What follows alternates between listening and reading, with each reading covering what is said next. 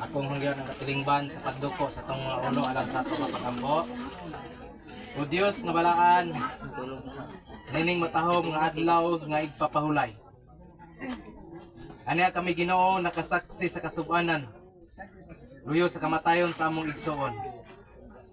Apan Ginoo kami nagpasalamat nga kanimo, nga among gibati ang imong gugma ug pagkamaayong anhi kanamo. Among giduol ang matag-usa namo kagalingon Ginoo. Nasayod kami nga ang kinabuhi nining kalibutan na walay kasiguruhan. Ug kami Ginoo dili perfecto.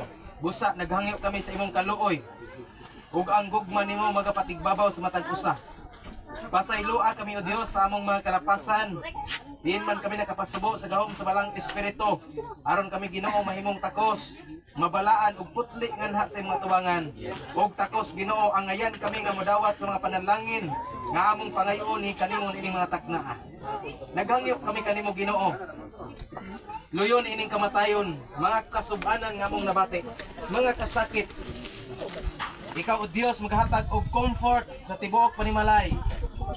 Malon og umbang family. Nasayod kami Ginoo nga kanimo ang human nature. Bation namo ang kasakit. Bation namo ang kasubanan. Bation namo ang kamingaw. Apan ikaw naghatag kanamo o Dios sa paglaom ug saad sa matag usa. Nga ikaw nagaingon, ikaw makiguban kanamo kay ikaw haduol ni adtong mga tawo nga adunay masulub-on nga kasing-kasing. Nagalaom ug nagatuo kami Ginoo nga ikaw karon o Dios magakabot sa mga hunahuna ug kasing-kasing sa tibok panimalay. Nga ikaw maghahatag og kalinaw. Imo silang i-comfort o Dios samtang amo kining ipahaluna sa temporarong pahulayanan Ginoo nga maong lubnganan. Ginoo wala kami gahom, dili kami takos nga maghatag og kalinaw sa matag usa. Apan ikaw nagahatag kanamo niana nga kalinaw nga dili mao ang hinatagan dinhi sa kalibutan. Tungod ang kalinaw ug ang kalipay naa kanimo Ginoo ang tinuod nga kalipay. Nagatutog nagalaom kami nga bisan niining kasubanan ug kamatayon nga among nasaksihan. Ikaw Ginoo magapadayon sa pagpabati sa imong gugma.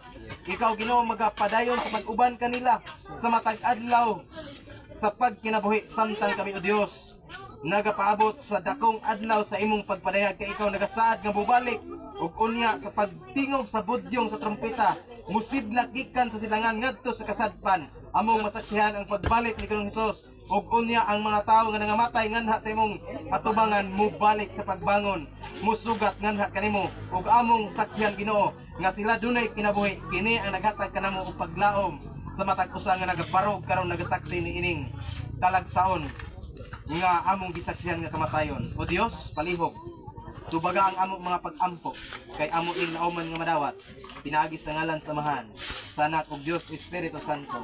Amen. Kami nga mga ordering elders nga kabuntagon magaisa sa among mga kamot. Ibabaw nining patay nga lawas ni Joy.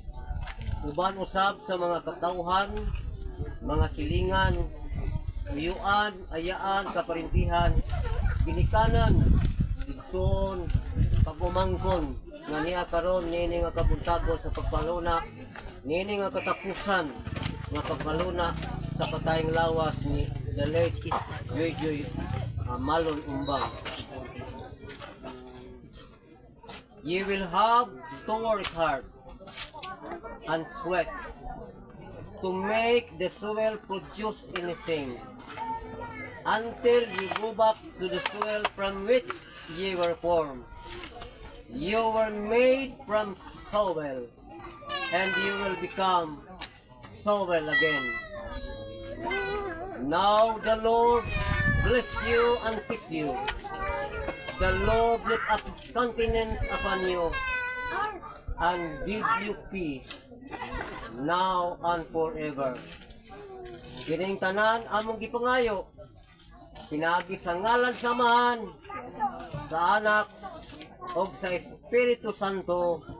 Amen.